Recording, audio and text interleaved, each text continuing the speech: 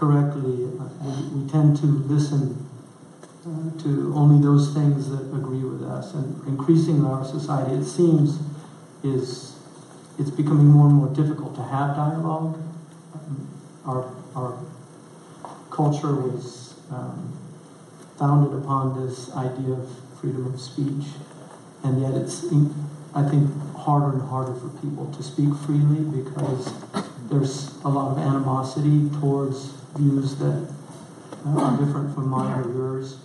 And so I think it's absolutely necessary for us to share dialogue so that we can know one another. The Quran has a verse in the 49th chapter that says that we created you, the royal we created you from a male and a female and made you tribes and communities. And the commentators say tribes share a father and communities share a tongue or a culture that binds them. So people are either bound these familial, patrilineal, or matrilineal bonds, or they're bound by a culture and a language. And then it says the reason, لِتَعَارَفُوا, in order for you to know one another, to come to know one another. And the understanding is not to hate one another. And then it says, surely the noblest of you in God's sight are the most conscientious, the most virtuous, the most pious. And so we know, for instance, in the United States, that people that know Muslims tend to have a more favorable opinion of them than people that don't. We've got a lot of statistics.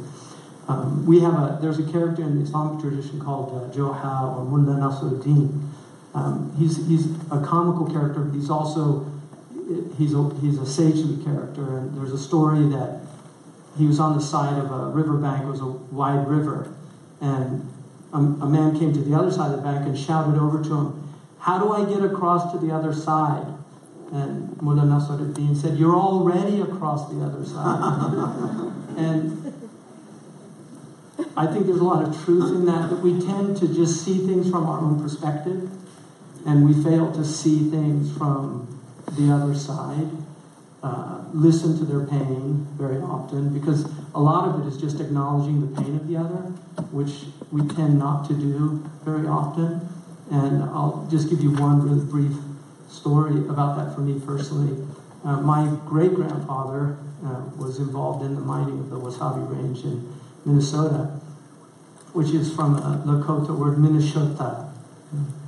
And I was with this man, Chief Arble Looking Horse, who was the pipe carrier for the Lakota people. And we were in an interfaith thing, but I stayed with him in the house. We were in the same place. And at breakfast, I told him, what my grandfather was involved in. I said, could you find it in your heart, like, just to forgive my family for being part of what you consider desecration? And he's a very honorable and noble person, but he just didn't say anything, and I thought that was really stupid.